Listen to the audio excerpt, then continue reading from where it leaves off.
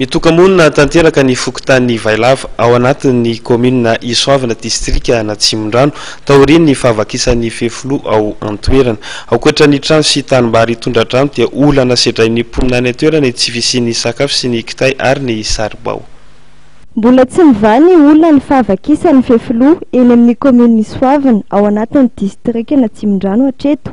Ankoatran'ny trano 70 tafo dibo-drano amin'ny fokontany Vailava, ahitana trabona misy arivo dia tondradrano tanteraka ny tanimbary etỳ an-toerana satria dia nirona tao amin'ity fokontany ity avokoa ny rano fisoany amin'izao. Tsy misy antenaina ny toedrarahatra toy ny mponina izay tsy maintsy hiandry ny fifaranany vanim-potoana ny fahavaratra vao hisy ny asa fanamboarana fotodrafitrasa. Tsy mbola misy azo atao mihitsy zany satria fa nisy mbanjery zany tety dia hoe tsy izy atao mihitsy zany raha tsy amin'ny mahitany mihitsy zany vao hoe azo atao satria hoe lalina be ilay izy dia ty tsy hanaovana an'ilay izy. Nefa izay mba tena mangataka mihitsy ireo mba misy azo atao mba hovonjena aingany ty satria raha vao mitombo ilay rano renony ilay vaky ary dia tsy maintsy zany mivarina amin'ity aminay aty foana ilay rano dia tsy maintsy zay ho zao foana azy ireo parapatapy ny fahavaratra. Ao anatin'ny fahaserana tanteraka mponina amin'izao araka nambaran'ny mponina etỳ an-toerana nanolotra fanampiana ho an'ny trabona ny mponina iray malalantany etỳ an-toerana tamin'ny asabotsy teo.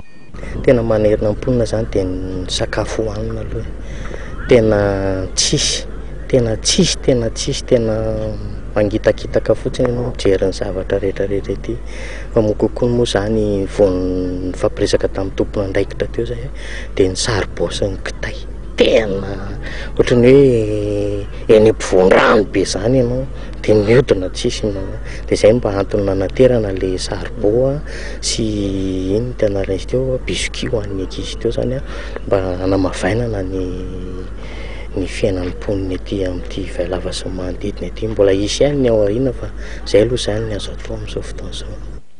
Marina fa fanindroany no miarana izao fahavakisan'izao ny fefilo ety amin'ny commune Isoavana, trano izay angatahan'ireo mponina vahaolana maharitra noho izy ireo mivelona zato isan-jato amin'ny fambolena.